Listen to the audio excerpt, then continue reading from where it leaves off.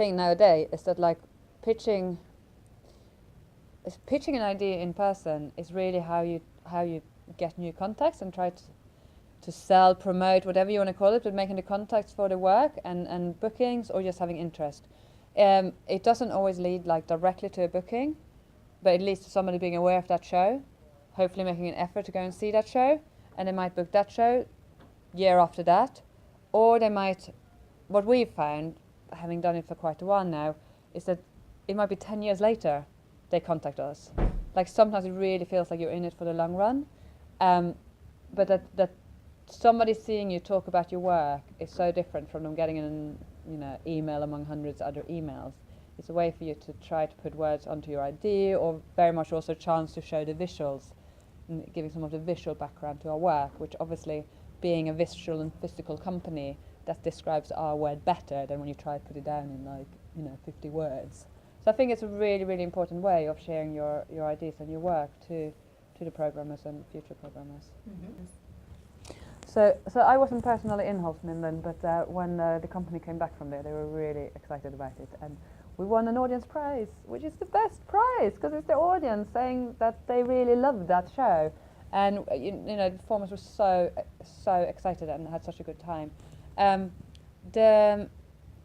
We find showcases ultimately. It doesn't matter if you've done one. You really we really try to do at least one, preferably two showcases every year if we can, because that's the thing. You go there, you show the work, people see the work. That's when you have the biggest chance of getting it booked. It's people have many people have less budget. To some extent, there's more company around. There's, I think, better quality around. And so a lot of programmers, they wait until they can see the work, that's a different problem in the sector, whatever. Anyway, it's hard because when you want to make a new show, you also need to have those contacts where they will book you on the trust of thinking you'll create something good.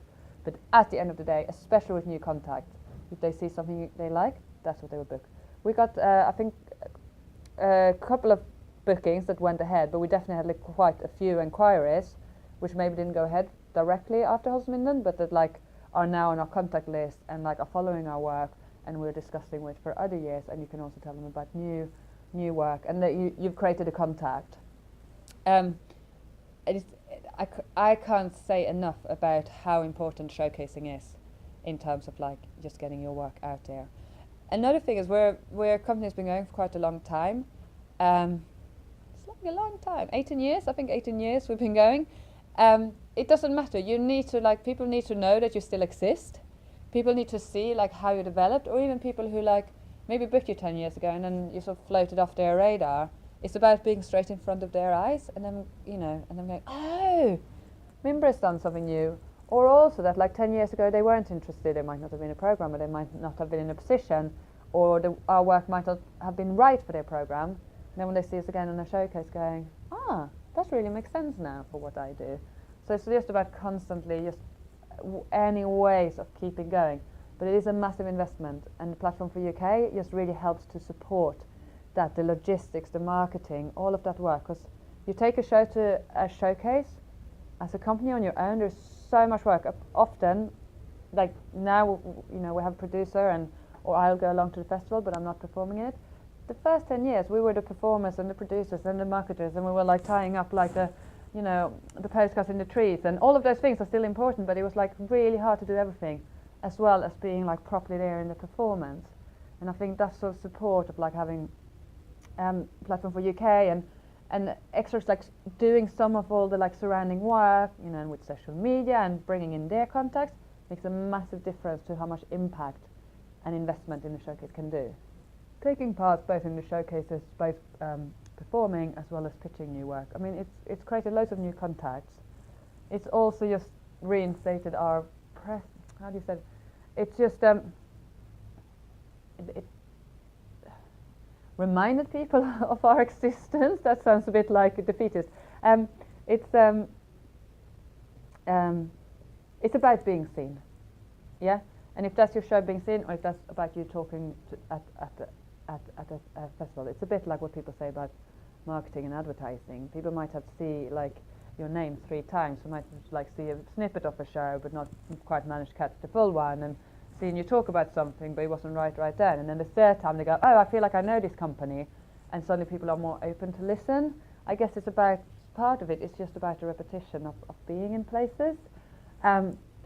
Literally, it's created contacts, it raised our profile, it just being there, not only about like being, you know, pitching or presenting, it's about like drinking in a bar afterwards, having a party with people, dancing, you know, just having fun. It's also about seeing what other shows are going on.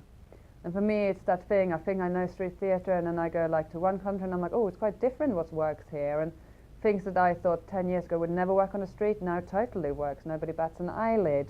And I think one of the really important things, especially when going out into showcases in Europe, is about making sure that you can have time to go and see other performances, because that maybe it's not the biggest impact, but for me it's like probably equally big in how it's going to influence our work over the next few years. It's about what other shows we see and how that influences how we develop our work.